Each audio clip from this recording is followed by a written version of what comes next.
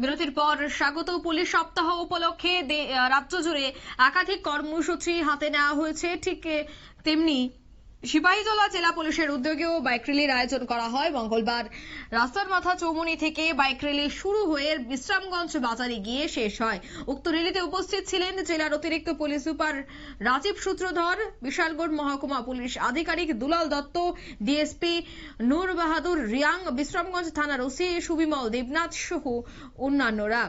এছাড়া road traffic rules, cyber crime, মহিলা সংক্রান্ত অপরাধ সহ অন্যান্য বিষয় সম্পর্কে জনসাধারণকে সচেতন করাই ছিল এই অনুষ্ঠানের মূল লক্ষ্য। পুলিশ সপ্তাহ উপলক্ষে একাধিক কর্মসূচি, তার পাশাপাশি আজকের এই সচেতনতা র্যালি বলেও জানাচ্ছেন সংশ্লিষ্ট পুলিশ আধিকারিকরা। কি বলছেন তারা, শোনাচ্ছি। অঙ্গ হিসাবে আজকে সিপাহীজলা ডিস্ট্রিক্ট পুলিশ থেকে আমরা traffic awareness, road safety awareness, crime against women, এই সমস্ত কিছু অবজেক্টিভকে সামনে রেখে আমরা একটা বড় বাইক র্যালি একটা করতে যাচ্ছি, যেটা আমাদের এখানে আজকে রাস্তার মাথা থেকে বিশ্রামগঞ্জ মোটর স্ট্যান্ড পর্যন্ত যাবে।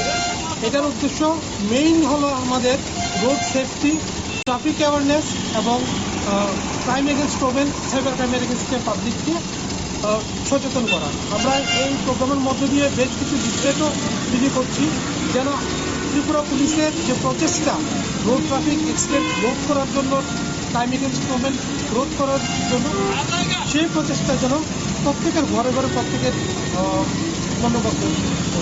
স্যার, আজকে কে কে এই র্যালিতে যোগ দিয়েছে আপনাদের সঙ্গে? এখানে আমাদের সিপাহীজলা ডিস্ট্রিক্ট পুলিশের বিভিন্ন থানা থেকে, আমাদের ওমেন পুলিশ স্টেশন থেকে ওমেন পুলিশ অফিসার ইনচার্জ, বিশালগঞ্জ থানার অফিসার ইনচার্জ, আমাদের বিশালগড় এসডিপি সাহেব, সবাই যারা যারা আছে, ট্রাফিক ইউনিটের স্টাফ কর্মীরা, সবাই আমরা আজকে এই র্যালিতে আমরা অংশগ্রহণ করছি।